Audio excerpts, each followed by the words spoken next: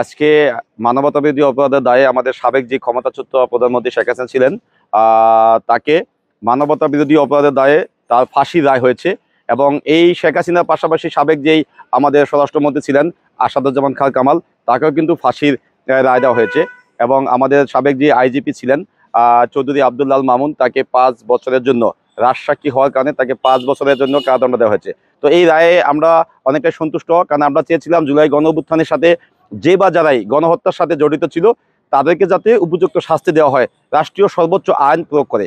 আমরা দেখেছি যে স্বৈরাচার শেখ হাসিনা এবং তাদের যে সাবেক স্বরাষ্ট্রমন্ত্রী ছিলেন, ওই সময় জুলাই গণঅভ্যুত্থানে যে পুলিশে নির্বিচারে যে আমাদের ছাত্র জনতার উপর যেভাবে গুলিবর্ষণ করেছে এবং তারা যে গুলিবর্ষণ করার জন্য সরাসরি নির্দেশনা দিয়েছেন, তাতেই প্রমাণিত হয় তারা এই মানবতা বিরোধী অপরাধের সাথে কি সরাসরি জড়িত ছিলেন। আজকে দীর্ঘদিন একটা বিচারিক প্রক্রিয়া সম্পন্ন করে আজকে রায় হয়েছে। এই রায় অবশ্যই আমরা সন্তুষ্টি প্রকাশ করছি। জাকসুর পক্ষ থেকে আজকে বিকেল 4টে আমাদের বটতলাতে সেখানে এই রায়ের প্রতি সন্তুষ্টি প্রকাশ করে মিষ্টি বিতরণ করা হয়েছিল।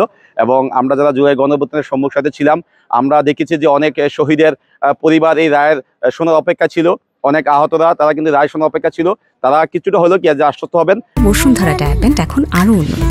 এই হট এয়ার থ্রো টপশিট দ্রুত শোষণ করে সোনামণিকে দেয় কোমল অনুভূতি। এবং যেদিন এই রায়টা পুরোপুরি বাস্তবায়ন হবে সেদিন তারা হয়তো পরিপূর্ণ তাদের আত্মা শান্তি হবে। এবং আমাদের এই জুলাই গণঅভ্যুত্থানের সাথে আমরা এই একটি মেসেজ সবাইকে দিতে পারি যে কেউ যদি কখনোই মানবতা বিরোধী অপরাধের সাথে জড়িত থাকে সে সবসময় আইন অনুযায়ী শাস্তি পেতে বাধ্য। এবং এই রায়ের মাধ্যমে কিন্তু সে একটি দৃষ্টান্তই আজকে বাংলাদেশে স্থাপিত হলো।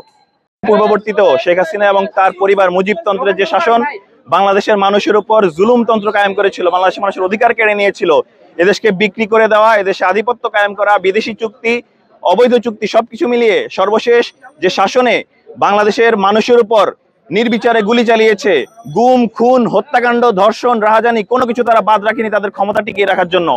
সর্বশেষ জুলাই আন্দোলনে এদেশে শিশু থেকে শুরু করে বৃদ্ধ আপামর ছাত্র জনতার উপর নির্বিচারে গুলি চালিয়ে তারা ক্ষমতার মসনদে থাকার চেষ্টা করেছিল। অবশেষে ছাত্র জনতার বিপ্লবের মাধ্যমে তারা এদেশ থেকে ক্ষমতাচ্যুত হয়ে পালিয়ে যেতে বাধ্য হয়েছে। সেই পালিয়ে যাওয়া পলাতক শেখ হাসিনার আজকে ফাঁসির রায় হয়েছে আন্তর্জাতিক অপরাধ ট্রাইব্যুনালে, যে ট্রাইব্যুনাল তার নিজের হাতেই গড়া অন্যায় রায় দেওয়ার জন্য। সেই জায়গায় সেই ফাঁসির রায়ের যে দৃষ্টান্ত আমরা মনে করছি বাংলাদেশের ইতিহাসে একটি ঐতিহাসিক ঘটনা।